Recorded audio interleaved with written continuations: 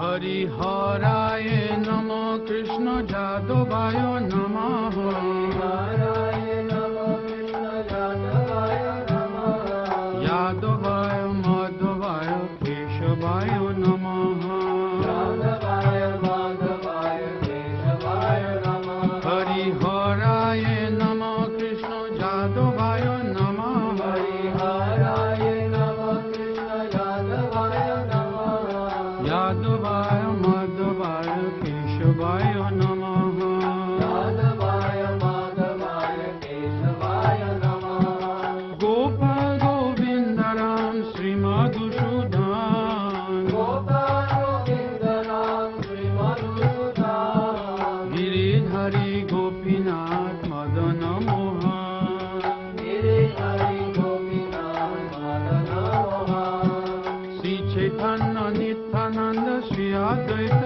सीता श्री चैतन्य नित्यानंद श्री अद्वैत सीता हरि गुरु वैष्णव भागवत गीता हरि गुरु वैष्णव भागवत गीता जय रूप सनातन भक्त रघुनाथ जय रूप सनातन भक्त रघुनाथ श्री जीव गोपाल भट्ट दास रघुनाथ श्री जीव गोपाल भट्ट दास रघुनाथ हे छाय गोसाई हरि चरण बंधन हे छाय गोसाई हरि चरण बंधन जहाँ होइते विघ्न नाश अभीष्ट पुराण जहाँ होइते विघ्न नाश अभीष्ट पुराण हे छाय गोसाई जार मुई तारदा ओम अज्ञानतिमिरान्धस्य ज्ञानाञ्जनशलाकया चक्षुरुन्मीलितं येन तस्मै श्रीगुरवे नमः वाञ्छाकल्पतरुभ्यश्च कृपासिन्धुभ्येव च पतितानां पावनेभ्यो वैष्णवेभ्यो नमो नमः नमो यं विष्णुपादाय कृष्णपृष्ठाय भूतले श्रीमते भक्तिसिद्धान्त सरस्वतीति नामिने शिवार्षभानवी देवी द्वैताय कृपाब्धये कृष्ण सम्बन्ध विज्ञान दायिने प्रभवे नमो माधुर्योज्ज्वल प्रेमाढ्य श्रीरूपानुग भक्तिद श्री गौर करुणा शक्ति विग्रहाय नमस्तुते नमस्ते गौरवाणी श्रीमूर्तये दीनतारिणे रूपानुग विरुद्धाप सिद्धान्त धन्त हारिणे नमो गौर किशोराय साक्षात् वैराग्य मुहूर्तये विप्रलम्भर सम्पोधि पादाम्बुजाय ते नमो नमो भक्ति विनोदाय सच्चिदानंद नामिने गौर शक्ति स्वरूपाय रूपानुगवराय ते गौराविर्भाव भूमेस्तं निर्देष्टा सज्जन प्रिय वैष्णव सार्वभौम श्री जगन्नाथाय ते नमो वाञ्छा कल्पतरुभ्यश्च कृपा सिन्धुभ्येव च पतितानां पावनेभ्यो वैष्णवेभ्यो नमो नमो नमो महावदान्याय कृष्ण प्रेम प्रदाय ते कृष्णाय कृष्ण चैतन्य नामने गौरत्तिषे नमो हे कृष्ण करुणा सिंधो दीनबन्धो जगत्पते गोपेश गोपिका कांत राधा कांत नमस्तुते ओं तप्त कांचन गौरांगी राधे वृंदावनेश्वरी वृषभानुसुते देवी प्रणमामि हरिप्रिये श्रीश्याम सुंदरं कृष्णं राधालिंगित विग्रहं यशोदानंदनं नौमि श्रीगोपीजन वल्लभं जयतां सुरतौ पंगोर मम मंदमतेर्गति मत्सर्वस्व पदाम्भोजौ राधा मदन मोहनौ दिव्यद वृंदारण्य कल्पद्रुमाध श्रीमद् रत्नागार सिंहासनस्थौ श्री श्री राधा श्रील गोविंद देवौ पृष्ठालिभिः सेव्यमानौ स्मरामि सीमान रासरसारम्भि वंशीवट तटस्थित कर्षण वेणुष्वनैर् गोपीर्गोपीनाथ श्रीस्तुन श्रीकृष्ण चैतन्य प्रभु नित्यानंद श्री अद्वैत गदाधर श्रीवासादि गौर भक्तवृंद श्री नृसिंह जय जय जय नृसिंह प्रह्लादेश जय पद्मामुख पद्मभृंग नमस्ते नरसिंहाय प्रह्लादाल्हाददायिने हिरण्यकशिपुर्वक्षशिलाटङ्कनखालये वागीशाजस्य वदने लक्ष्मीर्यस्य च वक्षसि यस्यास्य हृदये संवित् तं नृसिंहमहं भजे। इतो नृसिंह परतो नृसिंह जतो जतो जामि ततो नृसिंह बहिर्नृसिंह हृदय नृसिंह नृसिंहमादिं शरणं प्रपद्ये। वृन्दायै तुलसी देव्यै प्रियायै केशवस्य च विष्णुभक्तिप्रदे देवी सत्यवत्यै नमो नमः। नारायणं नमस्कृत्य नरं चैव नरोत्तमं देवीं सरस्वतीं व्यासं ततो जयम् उदीरयेत्। श्री श्री गुरु गौरांग गंधर्विका गिरिधारी गोपीनाथ जय श्री श्री शिष्मान महाप्रभु जय वृंदावनावनिपते जय सोम सोम मौले सनंदन सनातन नारदेभ्य गोपीश्वर ब्रज विलासी जुगांग्रि पद्मे प्रतिं प्रजाक्ष नितरांग निरुपाधिकांग में कात्यायनी महामाये महाजगन्नदीश्वरी नंद गोपसुतं देवी पतिं कुरुते नमः। जय श्री श्री वृंदावन धाम की जय, वृंदावन धामवासी भक्त वृंद की जय, जय श्री श्री वृंदा देवी कुंज की जय, जय समवेत त्रिदंडीपाद गण की जय, भक्त वृंद की जय। सकल की আমি যথার্থ অভিবাদন করি, সকলেই জয় যুক্ত হন ভক্ত গোষ্ঠী সহিত গৌরাঙ্গ জয় জয়। শুনিলে চৈতন্য কথা ভক্তি লভ্য হয়।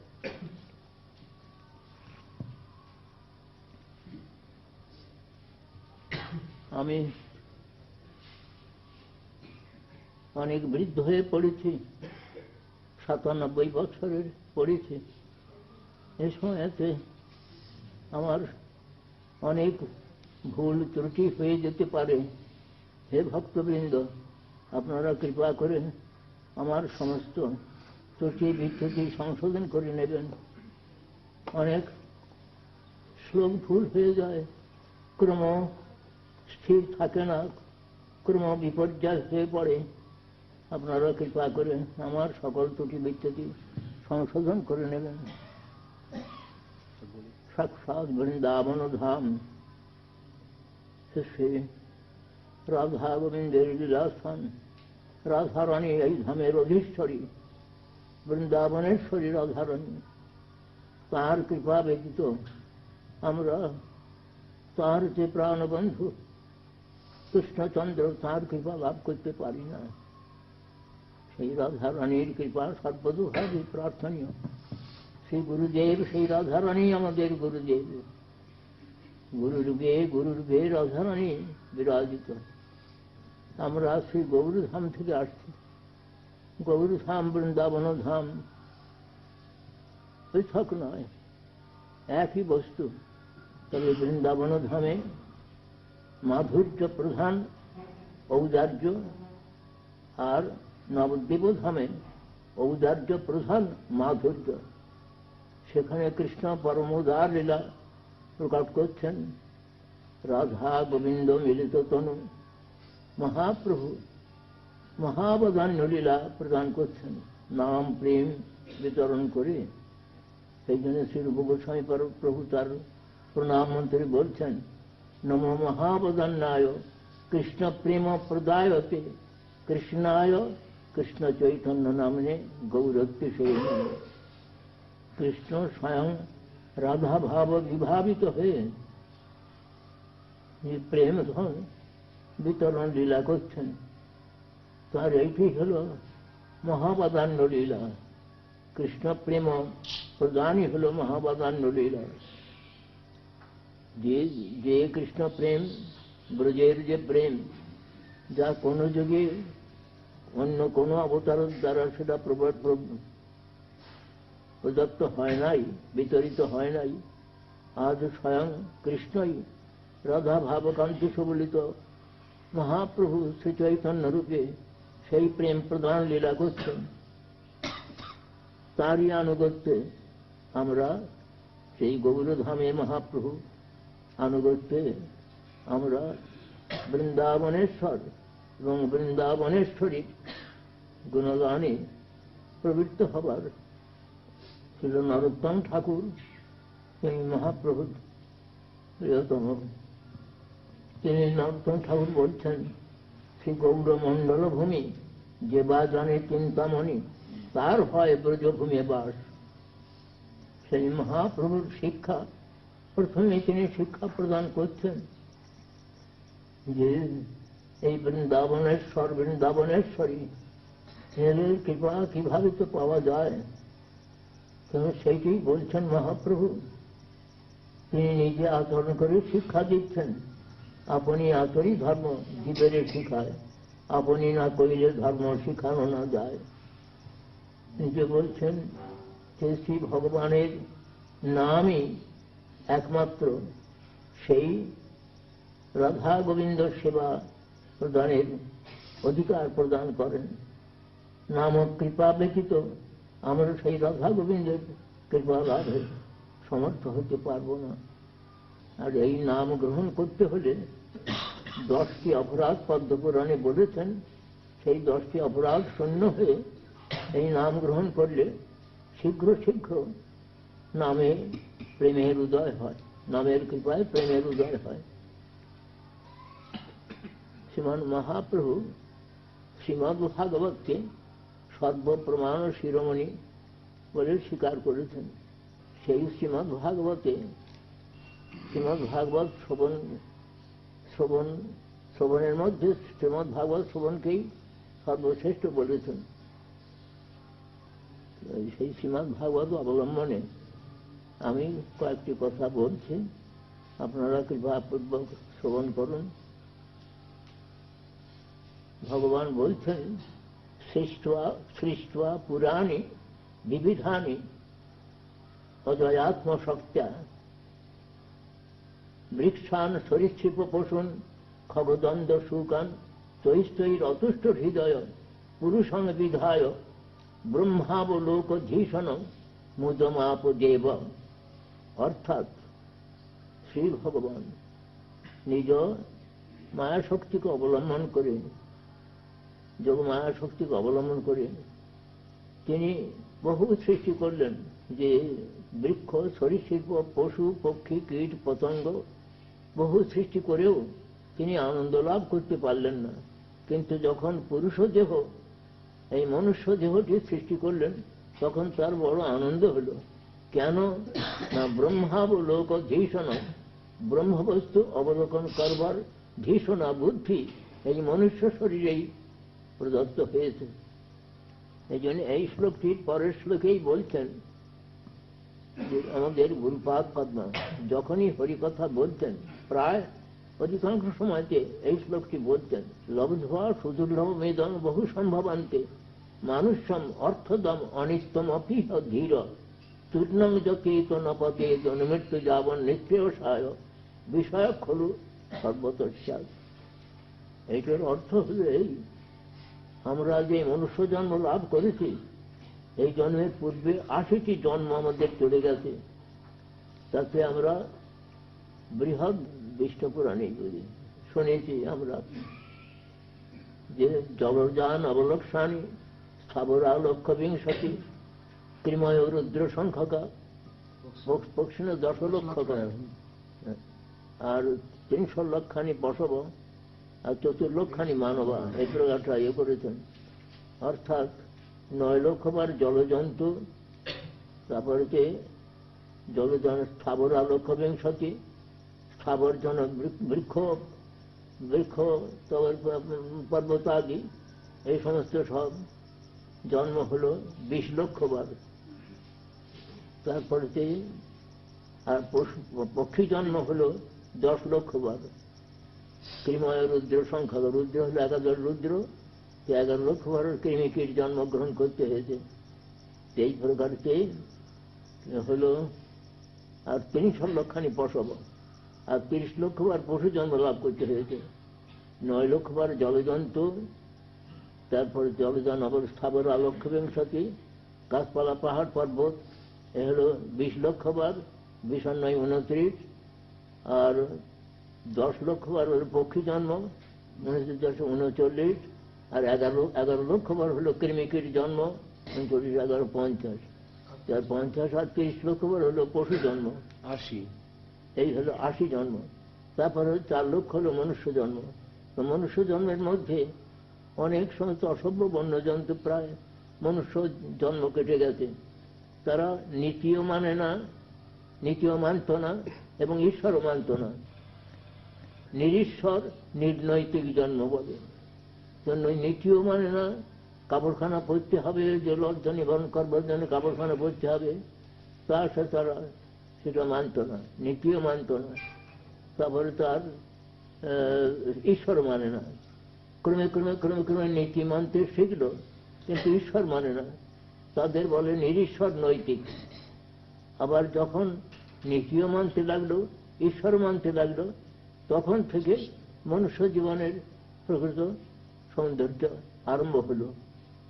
তবে কতক আবার কর্ম মানে, কত জ্ঞান মানে, কত যোগ মানে, কিন্তু হরিভক্তি বড়ই সুদুর্লভ, সেইটি বিশেষভাবে আমাদের চিন্তার বিষয়।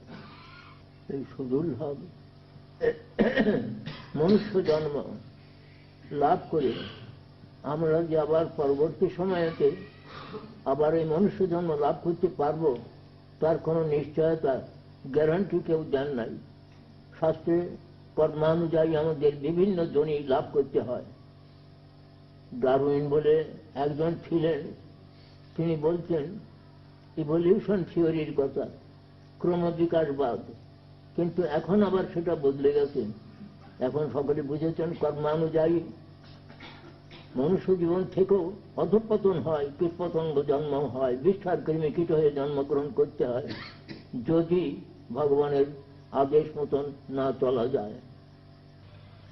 এবার যাই জন্যই বলছেন এই সুদুর্লভ মনুষ্য জন্ম লাভ করে, এই মনুষ্য জন্মই আবার পরমার্থপ্রদ। অন্য কোন জন্মে আমরা পরমার্থ লাভ করতে পারি না। পরমার্থ মানে হলো পরম প্রয়োজন। পরম প্রয়োজন যে কৃষ্ণ প্রেম, সেটা আমরা অন্য কোনো জন্মে লাভ করতে পারি না। একমাত্র মনুষ্য জন্মই পরমার্থপ্রদ। কিন্তু এই জন্মটি ক্ষণভঙ্গুর, পদ্মপত্র স্থিত নিরবধ। এই জন্য যারা প্রকৃত বুদ্ধিমান, ধীর বিচক্ষণ বুদ্ধিমান, তারা তাদের চিন্তাধারা হয় এই প্রকার, যেহেতু এই মনুষ্য জন্মই পরমার্থপ্রদ, সুতরাং তূর্ণং যতেত ন পতেত মৃত্যু যাবন নিঃশ্রেয়সায় বিষয় খলু সর্বদস্যাৎ। জড় বিষয় রূপ রস শব্দ গন্ধের স্পর্শ, এটাই জড় বিষয় বলে। এই জড় বিষয়, পাঁচটি জড় বিষয় সব জন্মেই এটা ভোগ করা যেতে পারে, কিন্তু এই পরমার্থ লাভের যে জন্যে, নিশ্চয় পরমমঙ্গল লাভের জন্য এই মনুষ্য জন্ম ছাড়া আর অন্য কোনো উপায় নাই। সুতরাং যত শীঘ্র পারো সেব গোবিন্দ চরণ।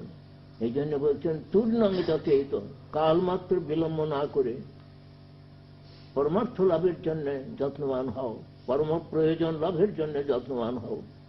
এই জন্যে আমাদের মনুষ্য জীবনটি কখনো হেলায় নষ্ট করা উচিত নয়। যারা বুদ্ধিমান ব্যক্তি তারা এই বিচারটি করেন যে কাল মাত্র বিলম্ব না করে আমরা পরমার্থ লাভের জন্য যত্নবান হব। আমাদের দেশের থেকে বিলাতে তারা সমস্ত বড় বড় বৈজ্ঞানিক রয়েছেন, সকলেই আমাদের দেশের লোক, সে তাদের কাছে বিজ্ঞান অনুসরণ করতে যায়, নানা প্রকার বৈজ্ঞানিক বিচার তারা গ্রহণ করতে যায়। কিন্তু পরমার্থ বিজ্ঞানটি হলো আমাদের যে প্রয়োজন, সেইটি আমাদের বিশেষভাবে অনুভব করা দরকার। সকল দেশের এইটাই যে প্রয়োজন। দেখুন, এই আমাদের যে হস্তপদাদ ইন্দ্রিয় ভগবান দিয়েছেন, একটা জিনিস আছে, সেটা যদি এখান থেকে উঠে যায় তাহলে এসব মৃত সব হয়ে যায়, এর কোনো ক্ষমতা থাকে না। কিন্তু সেই আত্মার বিচারটি কি, সে আমরা বৈজ্ঞানিকদের মধ্যে সেই বিচারটা আমরা বিচার করতে দেখি না। তারা সমস্ত সব করছেন, সবই করছেন বটে, কিন্তু আত্মার বৃত্তিটা কি সেই বিষয়টাই আমাদের যে মহাপ্রভু নিজজন, ভগবানের নিজজনগণ, তারাই ব্যাসসুকাদি মহাজনগণ সেই বিচারটা আমাদের প্রদান করেছেন যে আত্মার ফাংশনটা কি। অন্যান্য ইন্দ্রিয় যার যে থাকলে অন্যান্য ইন্দ্রিয়ের বল থাকে, বল বুদ্ধি প্রভৃতি যা কিছু বলুন সমস্ত সব থাকে, সেই জিনিসটা না হলে কোনো কিছু কোনো কাজের হয় না। সেই জিনিসটার সম্বন্ধে বিশেষভাবে আমাদের কি আলোচনা করা কর্তব্য নয়? এইটাই আমাদের বিশেষ বিচার। এই আত্মার বৃত্তি সম্বন্ধে আমাদের মহাজনগণ তারা যে সমস্ত কথা বলছেন সেই সমস্ত আমাদের পুনঃ পুনঃ আলোচ্য বিষয়। সেইটি আমাদের যে পরম ধর্ম, এই কথাটা এই শ্রীমদ্ ভাগবতে বলছেন। শ্রীমদ্ ভাগবত প্রথমেই বলছেন ধর্মটি হলেন প্রধ্যুত কৈতব পরম ধর্ম শ্রীমদ্ ভাগবতে নির্মিত হয়েছে। প্রধ্যুত মানে প্রকৃষ্টরূপে উদ্ধৃত তিরস্কৃত হইয়াছে, কৈতব কপটতা যাহা হইতে। আমরা গত খণ্ড বলেছিলাম যে এই পরম ধর্মটি শ্রীমদ্ ভাগবতে নির্মিত হয়েছে, তাতে কোনো কপটতা, আত্মবঞ্চনা, পরবঞ্চনা এ সমস্ত সব নাই। কপটতা হলো, বলেছেন আমাদের কবিরাজ গোস্বামীর কথা আমি বলেছিলাম, সেটা অজ্ঞানতম, অজ্ঞান অন্ধকার, সেইটি হলো কৈতব কপটতা। কৃষ্ণ আর কৃষ্ণ ভক্তি ছাড়া অন্য যা কিছু কামনা বাসনা সেইগুলো কপটতার মধ্যে সবই। সেই জন্য আমরা আত্মেন্দ্রিয় প্রতিবঞ্ছা ও কৃষ্ণেন্দ্রিয় প্রতিবঞ্ছা এই দুটোর দৃষ্টি কবিরাজ গোস্বামীর আনুগত্যে আমরা প্রদর্শন করেছিলাম।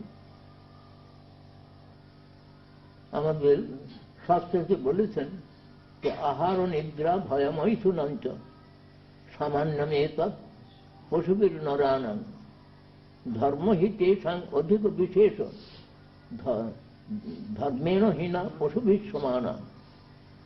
তার অর্থ হল এই আহার, নিদ্রা, ভয় এবং সন্তান জন্ম, সন্তান উৎপাদন আদি, এটা পশু পক্ষী কীট পতঙ্গ এবং মনুষ্য সকলেরই আছে। এই চারটি নিয়ে মনুষ্য গর্ব করতে পারেন না আমরা পশুর দিকের মধ্যে শ্রেষ্ঠ, পশু হচ্ছে শ্রেষ্ঠ আমরা, এ সকলের মধ্যে আছে।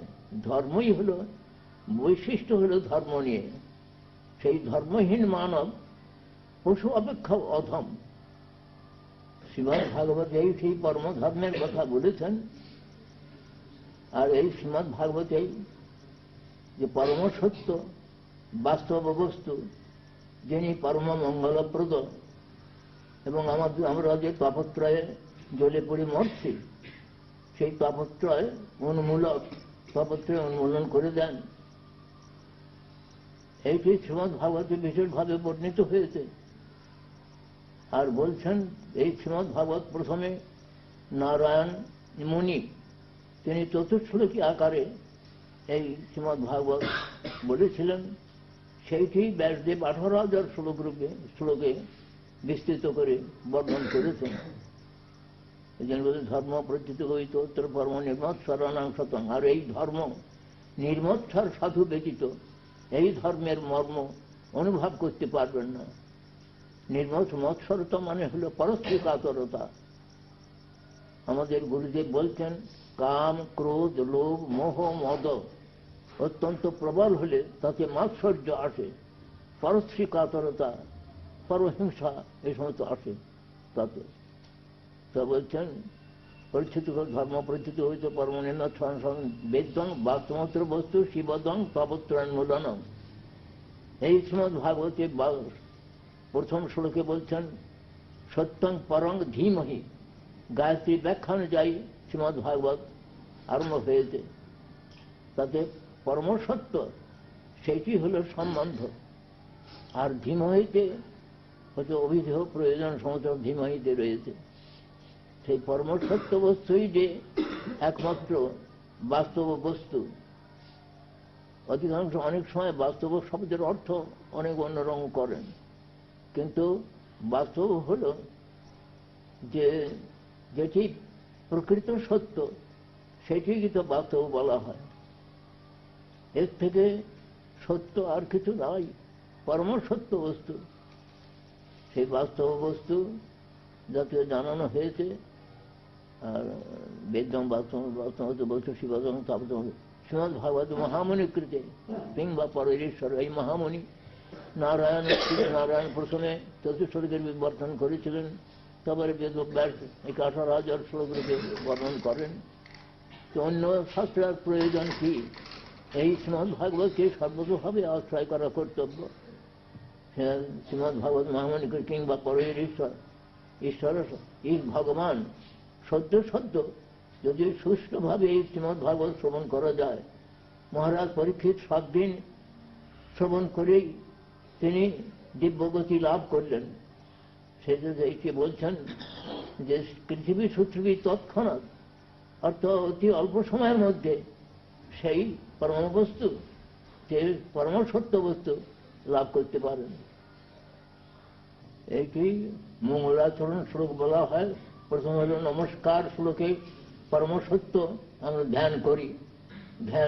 ধ্যানকারীর বহুত্ব, মানে পরম সত্য এক অদ্বিতীয় বস্তু, তিনি স্বতঃসিদ্ধ জ্ঞানময় বলেছেন। সেই সত্যটাই হল পরম সত্য বস্তুই হল বাস্তব বস্তু।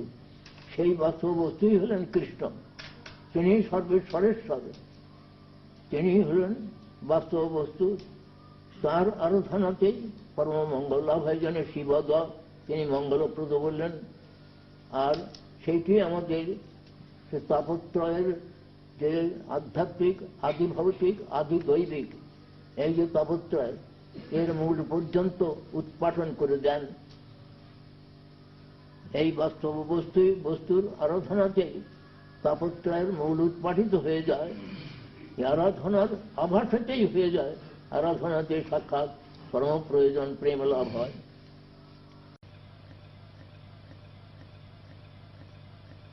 যে তৎক্ষণাৎ অতি অল্প সময়ের মধ্যেই শ্রী ভগবান তিনি আমাদের হৃদয়ের মধ্যে অবরুদ্ধ হয়ে যান, আটক করে যান। যেমন বিল্বমঙ্গল বলেছিলেন, বিল্বমঙ্গল যখন অন্ধ হয়ে যান, কৃষ্ণ নিজেই তাকে হাত ধরে ধরে পথ দেখাতে বলছেন। তা বিল্বমঙ্গল আবার মাঝে মাঝে মাঝে মাঝে কৃষ্ণ তিনি আবার তাকে এমনি ছেড়ে দিতেন। তা উনি বলছেন যে আচ্ছা, তুমি তো আমার কাছ থেকে পালাচ্ছ, কিন্তু আমার হাত ছেড়ে দিয়ে তোমাকে পালাচ্ছ বটে, কিন্তু আমার এই হৃদয় থেকে পালাও দেখিনি কেমন তোমার শক্তি। তিনি হৃদয়ে এমন করে আরো অবরুদ্ধ করে রেখেছেন, সেখান থেকে পালানোর পর নাই। কিসে অবরুদ্ধ করা যায় না? ভক্তির একটি একটা ডেফিনেশন রয়েছে, একটা সূত্র রয়েছে। বলছেন ভক্তি হলেন 6 প্রকারের ক্লেশগ্নি শুভদা, সুদুর্ভবা, মোক্ষ লঘুতাকৃত, আর সান্দ্রানন্দ বিশেষ আত্মা, শ্রীকৃষ্ণাকর্ষিণী চষা। রাধারানীর লাদিনী শক্তির অংশ হলেন ভক্তি দেবী। সেই ভক্তি দেবী হলেন শ্রীকৃষ্ণাকর্ষিণী। কৃষ্ণ হলেন সর্বাকর্ষক, আবার কৃষ্ণকেও আকর্ষণ করেন সেই ভক্তি দেবী। তাঁরই শক্তি, ভগবানের শক্তি তাকে আকর্ষণ, শ্রীকৃষ্ণ আকর্ষণী চষা। তাই বিল্বমঙ্গল বলেছিলেন, বিল্বমঙ্গল তো সেই ভক্তি বলে ভগবানকে হৃদয়ে অবরুদ্ধ করে রেখেছেন। তাই বলছেন যে তুমি আমার হাত ছেড়ে দিয়ে পালাচ্ছ বটে, কিন্তু আমার এখান থেকে হৃদয় থেকে পালাও দেখিনি কেমন তোমার শক্তি। অর্থাৎ ভক্তের এটা ভগবানের প্রতি যে তার প্রেমের একটি প্রেম বিলাসের একটি অপূর্ব মাধুর্য সম্বন্ধে কথা। এটা এই শ্রীমদ্ ভাগবতের প্রথমেই মঙ্গলাচরণ শ্লোকে প্রথমে নমস্কার, তবে বস্তু নির্দেশ করলেন। এই বস্তু এই প্রকার, কৃষির ভূবাচক শব্দ নষ্ট নির্বৃত্তিবাচক তৈরৈক্যং পরং ব্রহ্ম কৃষ্ণ ইত্যপি ধীয়তে। কৃষ ধাতু আকর্ষক সত্যবাচক, মহা সেই ওকে কি বলে চুম্বক, মহাচুম্বক একটি সেই যেমন আকর্ষণ করে নেয়, লোহাকে আকর্ষণ করে নেয়, তাই বলছেন যে কৃষির ভূবাচক আকর্ষক সত্তাবাচক, আর ন কৃষ্ণ, ন নির্বৃতি, নির্বৃতি হলো পরমানন্দ, পরমানন্দ বাচক নির্বৃতি। তয়ের ঐক্যম কৃষ্ণ, এটা ঐক্য হলো কৃষ্ণ শব্দ। কৃষ্ণ সকলকেই আকর্ষণ করেন, আকর্ষণ করে তাকে পরমানন্দ প্রদান, তিনি আনন্দময়, তিনি সকলকে আকর্ষণ করে পরমানন্দ প্রদান করেন। সেই কৃষ্ণকেও পাওয়ার হলো কৃষ্ণই দিয়েছেন লাদিনীর দ্বারা। কৃষ্ণ লাদিনী করায় কৃষ্ণের রস আস্বাদন, লাদিনীর দ্বারা কৃষ্ণ করেন ভক্তকে পোষণ। এই কৃষ্ণ হলেন পরম ব্রহ্ম। উপনিষদও বলছেন রসৌ বৈষব রসং সেবায়ং লব্ধ্বা আনন্দী ভবতি, এষ জীবান আনন্দয়াতি, এষা হি এব আনন্দয়াতি। বলছেন রস হল আনন্দময়, কৃষ্ণ হলেন আনন্দময় বস্তু। রস বৈষব, সেই ভগবান তিনি হলেন আনন্দময়। সেই আনন্দময় তিনি যে আনন্দ প্রদান করেন, সেই আনন্দ লাভ করে রস বৈষব রসং হি এব অয়ং, আমার জীবাত্মা তিনি আনন্দী হতে পারেন। যেমন ধন লাভ করে ধনী হয়, সেই প্রকার কৃষ্ণ প্রদত্ত যে আনন্দ, সেই আনন্দ লাভ করে জীব আনন্দী হতে পারেন, এবং হয়ে তিনি আবার অন্যকেও আনন্দ দান করতে পারেন। কৃষ্ণ যেমন নিজে আনন্দ আস্বাদন করেন, অন্যকেও আনন্দের হাদিনীর দ্বারা আনন্দ দিচ্ছেন, তেমনি ভক্ত তিনি নিজে আনন্দ লাভ করে, প্রেমানন্দ লাভ করে তেমন অন্যকেও সেই প্রেমানন্দ দিতে পারেন। এখন আপনাদের প্রশ্ন হতে পারে যে স্বয়ং আনন্দময় কৃষ্ণ তিনি, তা আমরা তাতে তিনি সকলকে আকর্ষণ করেন, কিন্তু আমরা তো আকৃষ্ট হতে পারছি না। কেন এত নাম করছে, এত করছে, অনেকেই আমরা বলে থাকি এই প্রকারকে। এক একজনে লক্ষাধিক নাম করছেন। আমাদের মায়াপুরের একজন ভক্ত, তিনি পূজ্যপাদ শ্রীধর মহারাজের শিষ্য, তিনি বলছেন যে আমি 2 লক্ষ নাম করেছি মহারাজ, আমি 3 লক্ষ নাম করার চেষ্টা করছি। তাকে বুঝলাম। আবার মাঝে একদিন তার একটু ক্রোধ দেখে আমি বললাম যে ভক্তবৎ, আপনি তো 2 লক্ষ 3 লক্ষ নাম করলেন, তা তো ক্রোধ আসে কেন? সে নাম করে আমরা বলতে পারি যে কেন আমাদের হয় না। তা আমরা একটা দৃষ্টান্ত দিয়ে এখানেতে যে মহাচুম্বক একটি রয়েছে, চুম্বক পাথর একটা রয়েছে, মস্ত বড় চুম্বক, আর একটা লোহা রয়েছে, লোহাটা মরচে ধরে আছে। সেই জন্য লোহাটা থেকেও এত বড় চুম্বকের কাছে কোথায় লোহা আপনার থেকে লেগে যাবে, তা লাগে না। তা আমরা এই দৃষ্টান্ত দিয়ে দেখাই যে আমাদের আত্মার উপরেতে কতগুলো এই প্রকার আছে, বুভুক্ষা, মুমুক্ষা এবং সিদ্ধি স্পৃহা, ভুক্তি মুক্তি সিদ্ধি কামন, অর্থাৎ কবিরাজ গোস্বামীর ভাষায় আত্মেন্দ্রের প্রতি বাঞ্ছা, স্থূলভাবে বা সূক্ষ্মভাবে রয়েছে। এইগুলো হলো মরচে। যেমন লোহাতে মরচে ধরে গেলে যেমন লোহাটা টক করে চুম্বক পাথরে লেগে যায় না, সেগুলো আমাদের উপরে এই প্রকার মরচে ধরে আছে। এই যে ভুক্তি মুক্তি সিদ্ধি স্পৃহা, এইগুলো ভয়ানক জিনিসের আত্মেন্দ্রিয় প্রতিবন্ধার মধ্যে ধরেছেন সব। এই থাকার জন্যে আমরা ভগবানের ওই আকর্ষণটা অনুভব করতে পারছি না, তার পথ পদ্মে ছুটে যেতে পারছি না। যেমন মহাপ্রভু তিনি চলেছেন, তিনি যমুনাকে দর্শন, কি বলে সিন্ধু নীলাচলের যে নীল সমুদ্রকে দর্শন করতেন, নীল যমুনা জল, এবং চট্টোপাধ্যায়কে দর্শন করতেন, যে গোবর্ধন পর্বত দর্শন করতেন করে মহাপ্রভু রাধাভাবে বিভাবিত হয়ে কাহা কৃষ্ণ প্রণনাথ মুরলী বদন, কাহা যাম কাহা পাম ব্রজেন্দ্র নন্দন, কাহারে কহিব ব্যথা কেবা জানে দুঃখ, ব্রজেন্দ্র নন্দন বিনু ফাটি মোর বুক। এই বলতে বলতে চোখের জলে বুক ভাসাচ্ছেন, সেই জল আবার বালুতে স্রোত হয়ে যাচ্ছে। এই প্রকার তিনি মহাপ্রভু ছুটেছেন। তো আমাদের কেন ওই প্রকার হয় না, কেন তো আমরা পাই না, কেন? এটা আমাদের হতে পারে। সেই সমস্ত থাকবার জন্য মরছে, লোহার মরচের কথাটা সবাই মনে রাখবেন, যে মরচে হলো এই এইগুলো অত্যন্তের প্রতিবাঞ্ছা থাকে বলে আমরা অগ্রসর হতে পারি না, ভগবানের পাদ পদ্মে সংলগ্ন হতে পারি না। এই জন্যে সংলগ্ন হওয়ার জন্য উপায় দিয়েছেন আমাদের ওই নাম। কিন্তু নিরপরাধে নাম করতে হবে। নাম এবং কৃষ্ণ আলাদা জিনিস নয়। নাম বিগ্রহ স্বরূপ, তিন এক রূপ, তিনে ভেদ নাই, তিন চিদানন্দ রূপ। সেই নাম ব্রহ্মকে নিরন্তর অনুশীলন করতে বলছেন মহাপ্রভু। প্রথম শিক্ষাষ্টকের প্রথম থেকে আপনারা শেষ পর্যন্ত লক্ষ্য করবেন, মহাপ্রভুর নামের মাহাত্মেই বলেছেন। ওই 8টি শ্লোক মহাপ্রভু, কেউ বলেন মহাপ্রভু নিজে রচিত, মহাপ্রভু নিজে আর কোনো পাওয়া যায় না। আর দু একটা শ্লোক পদ্যাবলিতে পাওয়া যায় মহাপ্রভু রচিত উক্ত। সেই তার প্রথমেই তো তিনি বলছেন যে চিত্ত দর্পণ, চেত দর্পণ মার্জনম। নামটি তিনি কি করেন, চিত্তরূপ যে দর্পণকে মার্জিত করে দেন। তখন আমরা ষষ্ঠরূপ পরস্বরূপ দর্শন বা অনুভবের সৌভাগ্য লাভ করতে পারি। নামই চিত্ত দর্পণ পরিমার্জন করেন, সেইটাই বলছেন। তো প্রথমেই বলছেন চিত্ত দর্পণ, যে চিত্তটাই বন্ধনের কারণ। যখন সে ত্রিগুণের দ্বারা আসক্ত হয় তখন তো সেটা বন্ধন। আর যখন সেই পরম পুরুষের যখন চিন্তায় রত হয় তখনই তার মুক্তি ছাড়া মুক্তি হয়। বন্ধন, চিত্তই বন্ধন এবং চিত্তই মুক্তির কারণ। তো সেইটি আমাদের বিশেষভাবে চিন্তার বিষয়।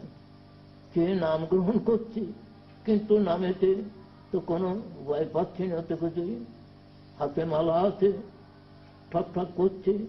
আমাদের যে ভক্তি প্রদীপ তীর্থ মহারাজ, আমাদের জ্যেষ্ঠ গুরু ভ্রাতা, তিনি বলছেন ঠকাস তো ঠকিস না, ঠকাস তো ঠকিস না। তিনি একটু ইয়ে করে বলতেন আর কি, আমাদের নিজে ঠকতে চাচ্ছি না, অপরকে ঠকাবো, নিজে ঠকতে চাচ্ছি না। ঠক ঠক করে নাম করলেই তো নাম হয় না। নামের অপরাধ হয়ে যাচ্ছে নানা প্রকারেতে।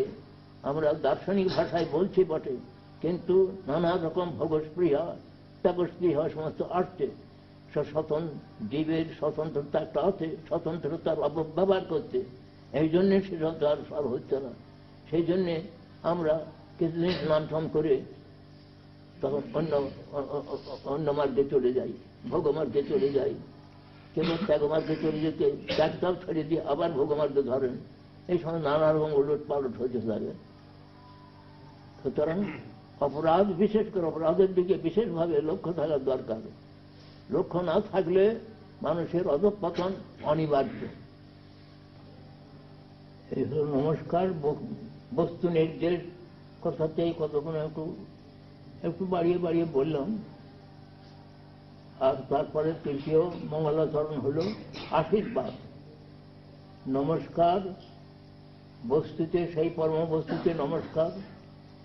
পরম বস্তুর নির্দেশ করছেন নিরস্ত কুহক সত্য, সেইটি বিশেষভাবে নির্দেশ করছেন বস্তু নির্দেশ। আর নমস্কার করছেন নিগম কল্পতরর গলিতং ফলম সুখমুখাদ অমৃত দ্রব সংযুতম পিবত ভাগবতং রসম আলয়ম মুহু রহ রসিকা ভুবি ভাবুকা। এইটা হলো আশীর্বাদ করছেন। এই বলে, হে রসবিশেষ ভাবনা চতুর্ভক্ত বৃন্দ, হে রসবিশেষ ভাবনা চতুর্ভক্ত বৃন্দ। সেই নিগম কল্পতরু, নিগম হলেন বেদ। নিতরাং গময়তি প্রকাশয়তি ধর্মং ব্রহ্মচ। এই জন্যে বেদের এক নাম নিগম। ব্রহ্মার চতুর্মুখ হতে চতুর্বেদ নির্গত হয়েছিলেন। সমগ্র বেদ অনুশীলন করে ব্রহ্মা ভক্তিকেই পালন করলেন।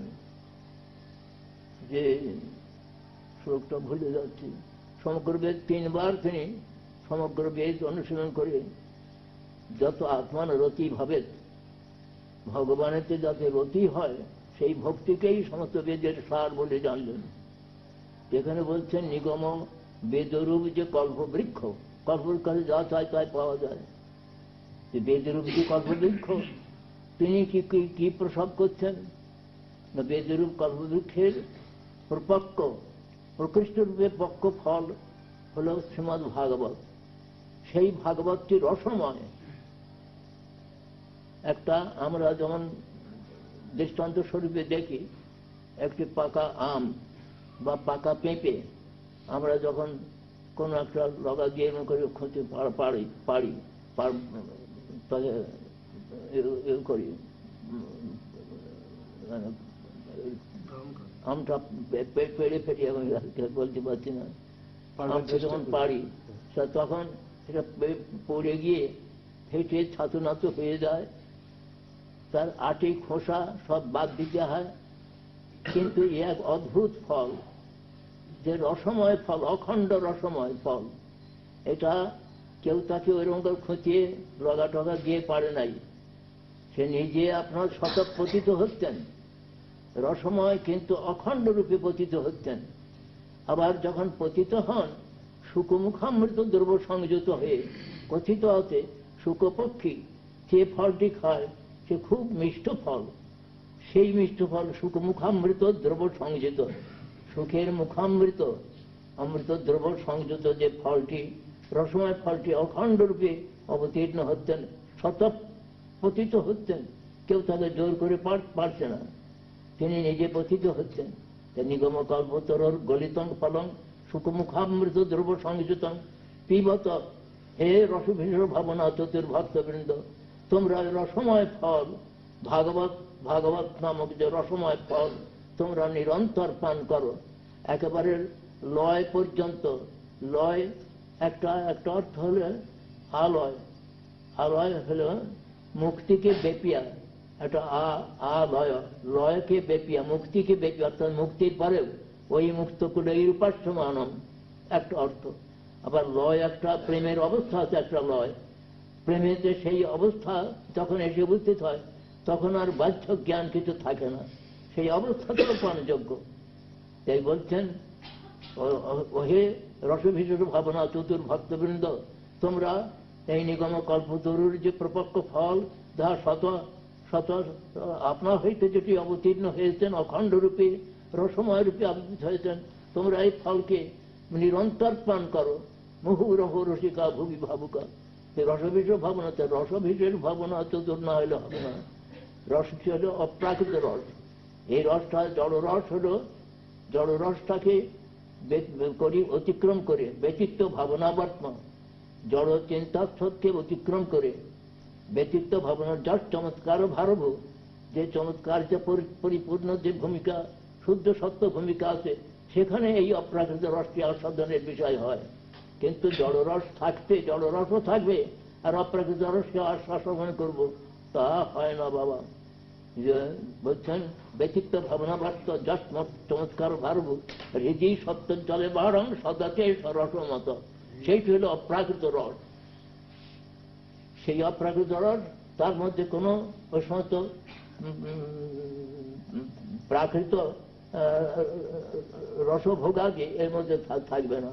সেই অপ্রাকৃত রস সাধন করতে হলে সেই শুদ্ধ সত্যময় হৃদয় চাই। হৃদয়টা শুদ্ধ সত্য কি করে হয় সেটাই বলছেন। অবিস্মৃতি কৃষ্ণ পদারবিন্দয় ক্ষীণোত্তমত্রাণে চা সংতনতি সত্য শুদ্ধিং পরমাত্ম ভক্তিং জ্ঞানঞ্চ বিজ্ঞান বিরাগ যুক্তম। কৃষ্ণ পদ্মের অবিস্মৃতি, অবিস্মৃতি কৃষ্ণ পদারবিন্দয় ক্ষীণোত্তমত্রাণে, সেই অবিস্মৃতি হল নমিনেটিভ। কৃষ্ণপাদ পদ্মের অবিস্মৃতি অর্থাৎ কৃষ্ণপাদ পদ্মের স্মরণ, নামাদি নাম কীর্তন মুখে মরণ, স্মরণ শ্রবণ কীর্তন আদি মুখে স্মরণ। তাতে কি হবে না, সেই কৃষ্ণপাদ পদ্মের অবিস্মৃতি কি করে না সংতনতি, মঙ্গল বিস্তার করেন, এবং অভদ্র যথাসমত অমঙ্গল, যা কিছু ভক্তি মুক্তি সিদ্ধিবাঞ্ছা প্রভৃতি যা কিছু অমঙ্গল দূর করে দেন। নামই আমাদের সমস্ত সব অনর্থ, নাম গ্রহণ করতে করতে সব অনর্থ দূরীভূত হয়ে যায়।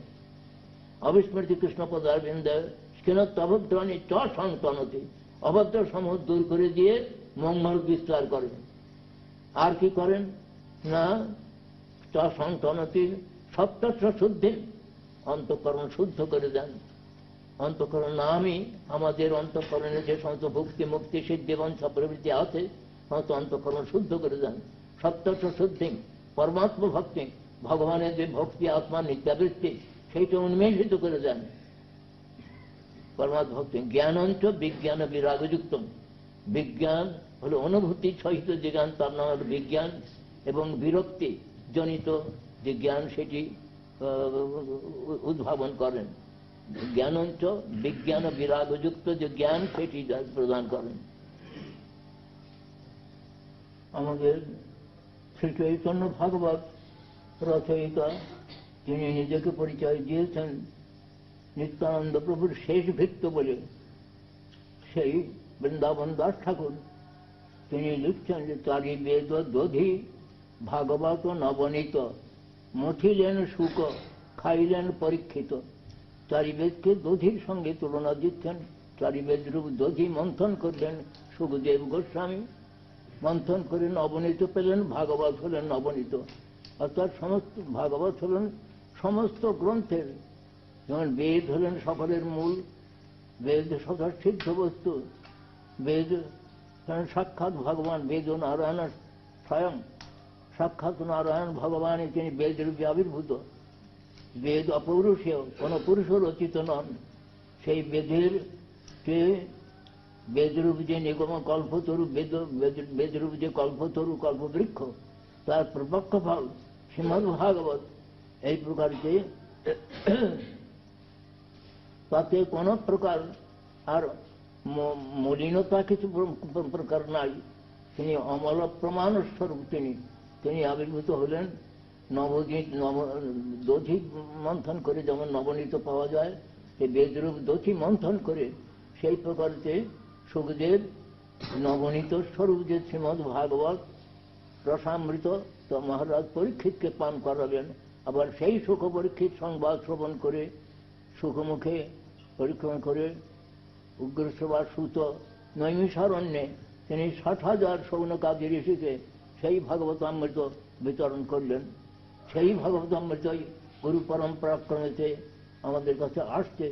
আমরা সেই অমৃতের পাত্র হয়েও আমরা অমৃত থেকে বঞ্চিত হয়ে যাচ্ছি। যাতে সেই অমৃত আস্বাদন করতে পারি তার জন্য আমাদের গুরু বৈষ্ণবের কৃপা বিশেষভাবে অন্বেষণ। স্বর্গের দেবতারা তাদের অমৃতের বিনিময়ে যখন বদ্রীনারায়ণ ক্ষেত্রেতে সনাতন চতুষ্ষণ যখন সনত কুমার তিনি যখন ভাগবত ব্যাখ্যা করেন, সেই সময় ভক্তি দেবী তিনি বৃন্দাবনে বৃদ্ধা হয়ে গেছিলেন। এখানে একেবারে খুব ষোড়শী যুবতী রূপ ধারণ করলেন ভক্তি দেবী। তার জ্ঞান বৈরাগ্য এ পুত্রদ্বয় যারা সব বৃন্দাবনে একেবারে বৃদ্ধ হয়েছিল না, বৃন্দাবনে ভুল হতো না, বৃন্দাবনে ভক্তি দেবী তিনি ষোড়শী যুবতী, তাদের জ্ঞান বৈরাগ্যের মাতা। কিন্তু তার দুটি ছেলে জ্ঞান বৈরাগ্য তারা আবার বুড়ো হয়ে গেছিল। নারদ তাদের অনেক চেতন করে সাড়া পেলেন না। তারপরে চেতন করবার জন্য তিনি এলেন। এখানে সনাতনের মুখে নারদ ভক্তি ভাগবত শ্রবণ করতেন। সেই ভাগবত শ্রবণ করে ভক্তি দেবী এবং তার ছেলে সমস্ত তারা যুবক যুবতী রূপ ধারণ করলেন। সেই সময় দেবতারা এসেছেন তাদের স্বর্গের অমৃতের বিনিময়ে এই ভাগবত অমৃত দান করতে। তারা বলছেন না, এই অমৃত ভাগবত স্বর্গের অমৃতের সঙ্গে তার তুলনা হতে পারে না। আমরা এই ভাগবত অমৃত তোমরা পাবে না। তো ভাগবত অমৃত দেশে দেবতারা তাদের বিচার নিয়ে তারা এই ভাগবত অমৃত আস্বাদন করবার যোগ্যতা লাভ করতে পারেন না। আবার আমাদের স্কন্দ পুরাণেই বোধ হবে শরীর মধুর মথুর মেতন মঙ্গলং মঙ্গলানাং সকল নিগমবল্লী সৎফলং চিৎ স্বরূপম। এখানে বলছেন বেদ কল্পবৃক্ষের সৎফল চিৎ স্বরূপ, চিন্ময় নিত্য ফল, ফলস্বরূপ হলেন এই নামরূপ যে নামামৃত যে সেটি হল বেদ কল্পবৃক্ষের সৎফল, চিন্ময় নিত্য ফল এখানে বলছেন। নামকেই মধুর মধুর মেতন মঙ্গল, সমস্ত মঙ্গলেরও মঙ্গল স্বরূপ। মধুর হতেও মধুর, তথা হতে মধুর, মধুর মধুর ক্রমেতে মধুর হইতে মধুরতর, ক্রমেই মাধুর্য, যত গ্রহণ করা যাবে ততই মাধুর্য। আমরা সে মাধুর্য আস্বাদন করতে পারি না, কিন্তু এই নামেতে মাধুর্য রয়েছে। মধুরং মধুর মেতন মঙ্গলং মঙ্গলানাং, সমস্ত মঙ্গলের মঙ্গল স্বরূপ। সকল নিগম বলি, সমস্ত বেদরূপ কল্পলতিকার, বেদরূপ কল্পলতিকার চিন্ময়, সে নিত্য ফলস্বরূপ। এই শ্রীমদ্ ভাগবত কে বলে শ্রীনাম, নাম ব্রহ্ম। বেদের বেদকল্পতরুর, এটি বেদকল্পলতিকার নিত্য ফলস্বরূপ হলেন নাম। এই নাম একবার যদি গ্রহণ করা যায়, সকলে বিপরীত শ্রদ্ধা সহকারে হোক, আর হেলাতে, হেলা মানে হলো হয়তো কথা বলতে বলতে হরে কৃষ্ণ বলে উঠলাম, বা হাই তুলতে তুলতে হরে কৃষ্ণ বলে উঠলাম, এই করে বলে, কিন্তু নিন্দা সূচক নয়। তাতে কি হয়? শ্রদ্ধা হেলা বা নরমাত্র, তারা নরমাত্রকে এই কৃষ্ণ নাম উদ্ধার করে দেন। এতে দৃঢ় বিশ্বাস চাই। এই জন্য তাহলে ভাগবত হল ফলস্বরূপ বলছেন, রসময় ফলস্বরূপ হলেন ভাগবত। আবার এখানেও বলছেন সেই শ্রীমদ্ ভাগবতের নামের মহিমাও তো প্রথম থেকে শেষ পর্যন্ত প্রচুর পরিমাণে বলেছেন। আবার শেষে সর্বশেষ শ্লোকটি হল নাম সংকীর্তন যশ সর্ব পাপ প্রণাশনম প্রণাম দুঃখ সমানস্তং নমামি হরিং পরম। একবার তাহলে বেদের কল্পবৃক্ষের ফলস্বরূপ হলেন, রসময় ফলস্বরূপ হলেন ভাগবত। আবার ওই বেদরূপ কল্পবৃক্ষের কল্পলতিকার সৎফল চিৎস্বরূপ চিন্ময় সৎফল হলেন, নিত্য ফলস্বরূপ হলেন নাম। তাহলে ভাগবতেই সেই নামের মহিমা বিশেষভাবে বলতেন। এই জন্য শ্রীমান মহাপ্রভু শ্রীমদ্ ভাগবতকেই প্রমাণ শিরোমণি গ্রহণ করে নামই তিনি মহাপ্রভু প্রচার করছেন। মহাপ্রভু স্বতন্ত্র ভাবে যে কিছু বলছেন না। আর গীতাতেও ভগবান বলছেন যে সমস্ত বেদ্য বস্তু আমি, বেদ সর্বরহম বেদ্য, বেদান্ত কর্তা। শ্রীমদ্ ভাগবত বলে সর্ববেদান্ত সার বলেছেন, বেদান্ত কর্তা ব্যাসাদেরকে আমি, আর বেদের যে প্রকৃত মর্ম আমি জানি। সুতরাং বেদের মর্ম এই কথার দ্বারা, ভাগবতের দ্বারা এবং এই পুরাণের যে কথাটা বললাম মধুর মধুময়, এটা বলা যাচ্ছে। Yes, Guru Maharaj, we spoke so much tonight about offenses, and I just wanted to know, if one makes an offense in his mind, how should he repent that? With what attitude? মানসিক অপরাধ কিভাবে? মনে যদি কাউকে নিন্দা করে থাকে কিংবা সেইভাবে বলছে, সেও যাবে হতে পারবে। মন, এটা যেমন বলেছেন সবই মন কৃষ্ণপদার বিন্দয়, কৃষ্ণপাদ চিন্তার দ্বারা মন কায় মনোবাক্যের সকলেই হবে, যোগপথ অবলম্বন করতে হবে না। যেমন বলেছেন জমাদেবীর যোগবর্থই কামলোভ হতমুহ মুকুন্দ শিবায় যদ্বত্তন অসম্পত্তি, এটা বলছেন এই। আর বলছেন মানে যোগপথ অবলম্বন করে আমাদের যে ইন্দ্রিয় সংযম করতে হবে না, মনকে সংযম করা যায় না কিছুতেই। আর যা কিছু হবে এতৎ সর্বং গুরু ভক্তা পুরুষ ঝঞ্ঝটা জয়। সমস্ত এই গুরু ভক্তির দ্বারা সাধক সমস্ত অনায়াসে এ সমস্ত জয় করতে পারবেন। মন প্রভৃতি ইন্দ্রিয় সকল সব জয় করতে পারবেন, অন্য পথ অবলম্বন করতে হবে না। শ্রীমদ্ ভাগবতই বলেছেন এতৎ সর্বং গুরু ভক্তা পুরুষ ঝঞ্ঝটা জয়।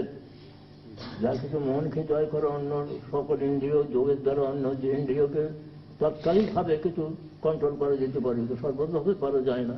কিন্তু মনকে কোনো উপায়ে কিছু অসংযত মনকে সংযত করা যায় না।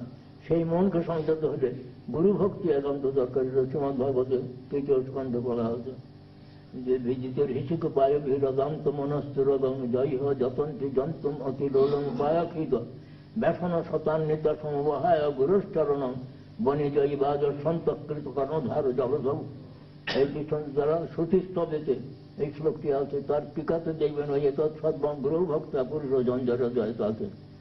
তাতে বলছেন যে প্রাণায়ামাদি অবলম্বন করে ইন্দ্রিয়কে কিছু পরিমাণে জয় করা যায়, কিন্তু মন রূপে তুরঙ্গম একেবারে পক্ষীরাজ ঘোড়া, সে তাকে কিছুতেই সংযত করা যায় না, অন্য কোনো উপায় যোগাযোগ কোনো পন্থা অবলম্বন করে করা যায় না। তাকে সংযত করতে হলে একমাত্র গুরু ভক্তি। তার দৃষ্টান্ত দিচ্ছেন, বণিক পণ্যদ্রব্য পরিপূর্ণ জাহাজ নিয়েছে, কিন্তু নাবিক স্বীকার করে নাই। নাবিক বসে থাকে উত্তর দিকে, নাবিকের এটা কম্পাসটা উত্তর দিকে থাকে, তো সে যেখানে কোনো একটা অ্যাঙ্গেল ফার্ম করে, এই অ্যাঙ্গেলের যে একটা হিডেন রক রয়েছে সেটা বণিক নাবিক দেখে, কিন্তু নাবিক স্বীকার না করলে বণিকের জাহাজ যেমন বিপন্ন হয়ে যায়, সেই প্রকারেতে গুরুপাদ পদ্মকে গুরুপাদময় একমাত্র অবলম্বন আমাদের সদ্গুরু পদ্ম অবশ্য। বলছি বৃন্দাবন ধামে জ্ঞান আর বৈরাগ্য যুবক হলো না কেন? ভক্তিদেবী যুবক হলেন। ভক্তি দেবীরই তো ইয়ে হলো না, এখানে জ্ঞান বৈরাগ্য যখন ভক্তির সাহচর্য পেলে তখন সকলেই জ্ঞান বৈরাগ্য হইতে পারেন। ওখানেতে যে ভক্তির ইয়ে পেলেন কিনা সেখানে হলো, এখানে জ্ঞান বৈরাগ্যের এখানেতে বৃদ্ধাবস্থা। আর ওখানেতে যে যখন ভাগবত অমৃত পাঠ করলেন তখন সকলেরই সমান অবস্থা হইল। মানে ভক্তি মুখ্য নিরীক্ষক কর্মযোগ জ্ঞান বাসুদেবে ভগবতী ভক্তি যোগ প্রবেশিত জন তাসু বৈরাগ্য জ্ঞান হেতুকম। কারণ ভক্তির পুত্রোদ্বয় ওখানেতে শুনছেন তো। হরিহরায় নম কৃষ্ণ যাদবায় নমঃ।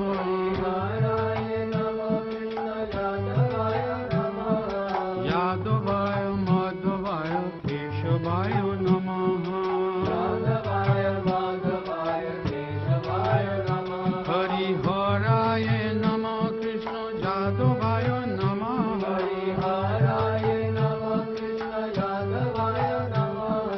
যাদবায় মাধবায় কেশবায় নমঃ।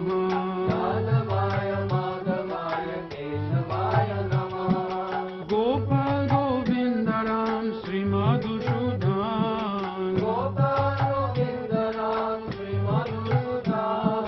গিরিধারী গোপীনাথ মদন মোহন। শ্রী চৈতন্য নিত্যানন্দ শ্রী অদ্বৈত সীতা।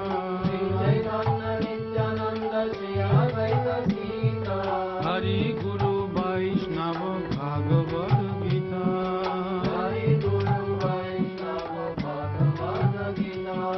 জয় রূপ সনাতন ভট্ট রঘুনাথ। শ্রীজীব গোপাল ভট্ট দাস রঘুনাথ।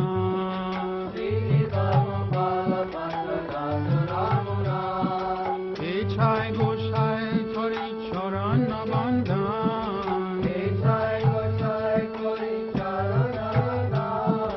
যাহা হইতে বিঘ্ন নাশ অভীষ্ট পুরাণ।